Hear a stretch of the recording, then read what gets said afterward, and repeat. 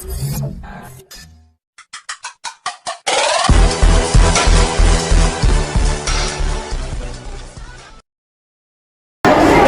Assalamualaikum.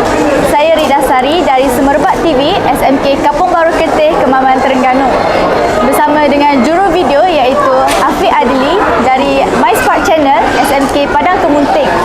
Pada kali ini saya bersama dengan Anis Fatimah Az-Zahra binti Abdul Moin dari SMK Saujanas Utama.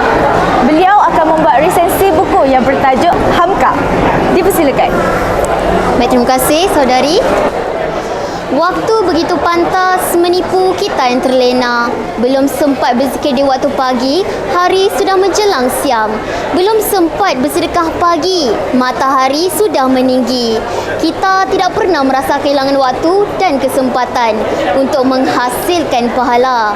Maka 1000 tahun tidak akan pernah cukup bagi orang-orang yang terlena.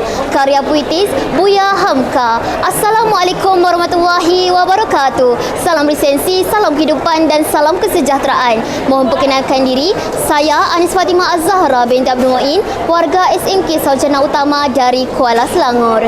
Bersama kita di arena resensi buku. Buku bertajuk Hamka nukilan Abdul Latif Talib yang merupakan penulis buku-buku sejarah yang tidak perlu diperkenalkan lagi di Malaysia. Buku ini berhalaman 486 muka surat terbitan LPTS Litera Utama Serdana Berhad pada tahun 2014. Hamka nama agung yang tidak perlu diperkenalkan lagi, seorang penulis dan ulama yang berasal dari ranah Minangkabau, Sumatera Barat. Buku ini berkisarkan tentang riwayat hidup Hamka atau Abdul Malik bin Abdul Karim Amrullah. Episod bermula dengan kelahiran Abdul Malik pada 16 Februari 1908 di Desa Nan Permai di Minangkabau yang penduduknya taat akan ajaran agama Islam. Ayandanya Haji Abdul Karim Amrullah merupakan seorang ulama dan imam di Masjid Kampung Sirah, manakala bundanya bernama Syafiah binti Bagindo Nan Batuah. Zaman kanak Abdul Malik diberi dengan warna-warni kehidupan yang tidak selalunya indah. Ayandanya mempunyai hasrat yang tinggi menggunung untuk menjadikan Abdul Malik sebagai seorang ulama yang tersohor. Namun impian dibina tidak kesampaian kerana Abdul Malik bukan seorang kanak-kanak yang pintar, juga bukan seorang kanak-kanak yang mendengar nasihat dan kata.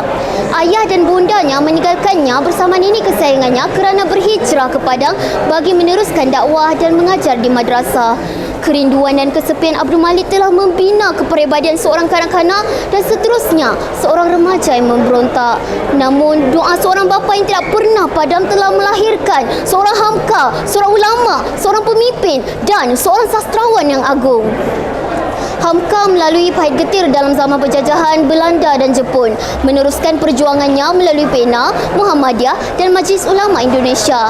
Perjuangan beliau begitu mengkagumkan sehingga akhirnya beliau menghembuskan nafas terakhirnya ketika menginjak umur 73 tahun pada hari Jumaat 24 Julai 1981.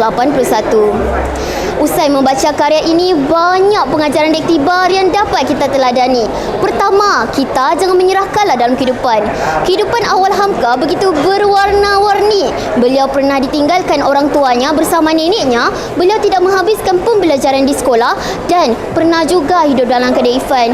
Kais pagi makan pagi, kais petang makan petang.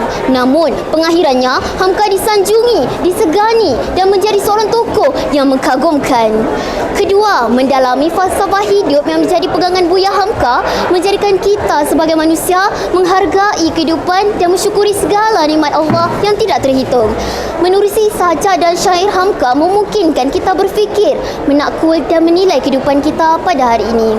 Seterusnya, terdapat banyak nilai-nilai positif yang turut digarap dalam buku ini. Nilai kegigihan dipaparkan melalui watak Hamka yang sentiasa gigih dan cekal dalam mengharungi kehidupan sejak zaman kanak-kanaknya lagi. Selanjutnya, nilai kesyukuran. Walaupun Hamka dipenjara selama 2 tahun 4 bulan, namun beliau tetap menzahirkan karya yang mengagumkan, iaitu penulisan tafsir Al-Azhar sebanyak 30 juzuk. Untuk itu, pada pendapat saya, buku ini sesuai dibaca oleh setiap lapisan umur. Walaupun pengisian buku agak serius, namun pengarang menyampaikan ideanya melalui pemilihan kata yang ringkas dan santai. Buku ini juga turut diselitkan dengan unsur lelucon untuk mengelakkan rasa bosan dan turut diselami dengan ayat yang indah dan puitis. Buruk bunyi, pecah berita. Buruk rupa Apa salah candanya jika hidup dikutuk Allah, ke bawah tidak berurat, ke atas tidak berpucuk, di tengah-tengah digigit kumbang. Wallahu alam, fikir-fikirkan.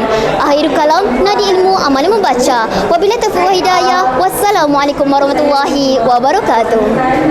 Terima kasih Azhara. Jadi saya ingin bertanyakanlah sedikit soalannya. Dalam sebulan berapakah anggaran jumlah buku yang biasa Azhara baca? Dalam sebulan tu lebih kurang saya baca dalam lebih kurang 10 buku, lebih kurang. Jadi seterusnya apakah genre buku yang Zahra suka? Saya sangat suka genre seram sebab saya suka benda yang boleh membuatkan saya rasa gemuruh. Contohnya macam buku Aku Dengar di Restoran ada, itu antaranya lah. Baik, terima kasih dan tahniah Zahra. Terima kasih. Begitulah tadi resensi buku yang disampaikan oleh Anis Fatimah Az-Zahra binti Abdul Moin. Sekian, saya Rida Sari Muhammad Syarah Anwar dari Semerbak TV.